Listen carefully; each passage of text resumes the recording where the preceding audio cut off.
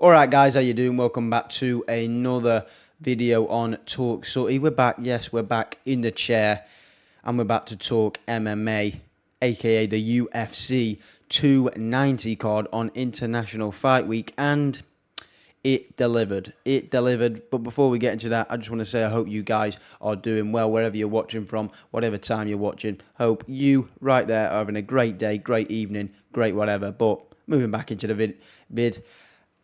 Yeah, let's talk about this card. Let's talk about this card because it was absolute scenes from start to finish. I thought it was an absolute great card. I watched it this morning as soon as I got up. Watched majority of the fights, starting with the early prelim card, or should I say the main event of the main prelim fight with the ruthless one, Robbie Lawler.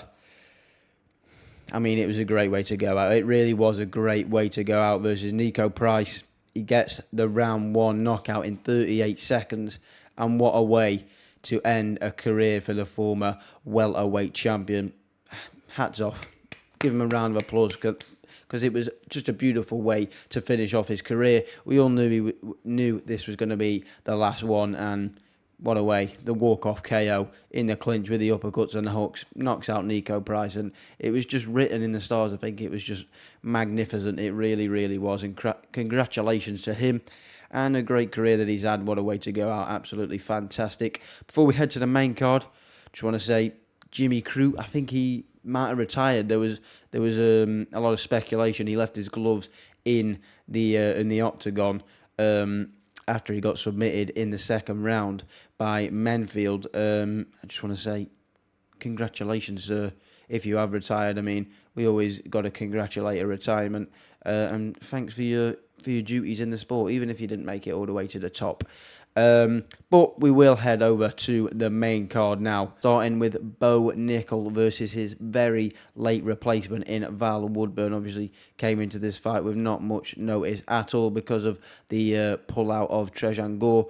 But Bo Nickel, he gets it done in round number one. Again, 38 seconds, absolutely nailing Woodburn. I mean, I'd like to see Woodburn again, just because I felt like he got thrown into the deep end. But he stepped up to the plate, he made the fight, and unfortunately he did get knocked out in round number one. But I'd like to see him come again, because I always like people who well, he's a fighter for the fans, and he made the fight happen, and hats off to him. But he just got blasted out. Bo Nickel showing that he's got hands. He's not just a wrestler. He's got the mittens to throw. I mean, absolutely beautiful knockout. Hit him with a beautiful straight left down the middle. Hit him with a beautiful, like, jumping right hook. It was short, but it was lovely. I thought it was a great finish. Then hit him with an uppercut. He went timber and he got on the finish, and fair play to him. He showed a different side to him. He's not just a wrestler. If you want these hands, you can get these hands, and fair play to him. He showed that he's here, moving to 5-0 now, and hopefully he just keeps going up the. Hopefully he goes for maybe a top 15 fighter. I don't know, maybe he goes for a couple more around that level, but he won't be far off that top 15 if he carries on. But obviously he is still young in the sport, so just there's no point in rushing. No point in rushing when he's only had 5 fights. Get the experience and then move up, because he will be a problem. He definitely will be a problem. And then we move to the lightweight division, a contest between Jalen Turner and Dan Hooker. Obviously, Turner missed weight yesterday, and you could kind of tell that he definitely struggled to make this weight this time, because he looked absolutely knackered in that final third round. But Dan Hooker, man, what a tough cookie. What a tough cookie indeed. I think everyone would have seen it, but that high kick that he ate from Turner, I mean, I thought Turner was going to get the finish, but he was just ate it, and then it gets you thinking, how hard does Michael Chandler hit? Because he absolutely rock and socked him, knocked him out. But yeah, fair play to him. He took the shots he needed to take, make the fight dirty. And Turner tired out, and Hooker just got on him, because even in that same round where he actually got blasted with a kick from hell, he managed to look like he was going to finish Turner in later on in that round. Turner was on the back burner, and he looked tired and hurt, and Hooker was swarming him, but he did survive, and it did go to a decision, and Dan Hooker did win, and I think it was right. It should have been 2-1 Hooker for me was the right outcome, and Turner either got to look at himself in the mirror and realise he's got to put in the hard yards and make that cut that little bit more, because you could tell he either struggled to make that weight or he just can't make the weight anymore. But if he does move up, they're going to have to fill out, because he's one of those weird sort of frames. He's tall, but he's quite not skinny, but like lean. But he could probably bulk up to welterweight if he had to. But I'd like to see him try and run at the lightweight division once again, and hopefully he gets a better cut next time.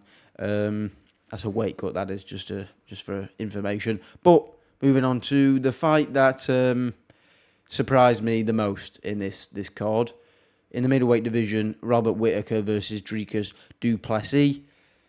I didn't expect this one, I'm not going to lie, guys. I did not expect Robert Whittaker, the man who had, previous to this fight, had only lost twice in the past decade, and that is to one of the best middleweights that has ever graced the UFC, Israel Adesanya. And I don't know why, I had a bit of a blip there. I was going to say Alex Pereira, but no, Israel Adesanya. But du Plessis hits like an absolute traction engine, because he hit Whittaker with things he didn't want to be hit with and got the stoppage, and fair play to him, he stopped Whittaker, and Whittaker just curled up in a ball and just took the punishment.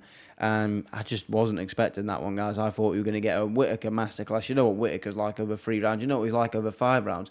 He just pieces you apart, kicks, just punches, bouncing on that stance he's got. I don't know. I was just shocked. I really, really was shocked that he got the win. But it sets up an absolute massive fight with the man who I spoke about just a minute ago, Israel Adesanya. That's going to be a big, big fight, because these two do not like each other at all. So, yeah, I can't wait for that. If du Plessis can maybe even make it to New Zealand. Are they fighting in New Zealand later in the year? Is it New Zealand or I think it's New Zealand, I think they're fighting. So, yeah, if he can make that date later in the year, because obviously that's what they were going to do with Robert Whittaker, it'll be very, very interesting indeed. And I'll be getting the money down for that fight, because that'd be a cracker. I was, like I said, I was really, really shocked by Dricus. But the game's the game. Sometimes you win, sometimes you lose, and Dricus was the one to win. But moving on to the co-main event, Brandon Moreno and Alexandra Pantoja. Another cracker. It really was another cracker. I mean, it went the distance, but it was a firefight. These lads throwing bombs, but it was Pantoja's grappling that probably won in this fight. I had it 3-2 Pantoja. It wasn't the damage, more than just the holding, and I'm not the big fan, but he was attacking some submissions. He was throwing the odd strike now and again, and he tactically got himself the win in this fight. And that's 3-0 versus Brandon Moreno. Obviously, it was a rematch in the proper MMA rules. Obviously, the first fight was in the Ultimate Fighter.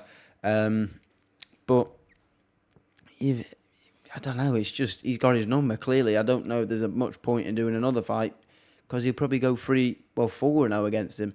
So it's a sticky one for Brandon Moreno, because I actually like him. And you look at that performance and think, well, you can win, but every time this guy just beats you. So where do you go in that sort of situation? As I was saying, that is going to be a difficult one for Moreno to swallow, as he probably thought he was probably going to get this W, but he didn't. Pantoja is the new champion. Who would you like to see him fight next? I'm trying to think. I don't know who you put him up with. Obviously, you've got a lot of up-and-coming flyweights.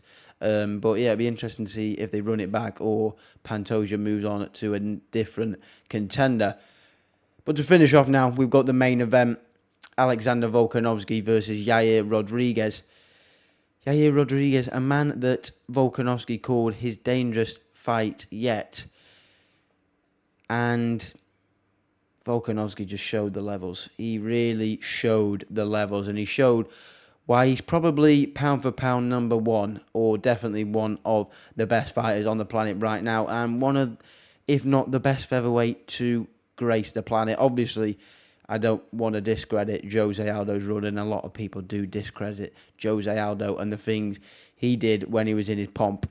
But Volkanovski is absolutely piecing every contender he's coming up against right now. I thought this was a dangerous fight for Volk. I thought, yeah, he's explosive.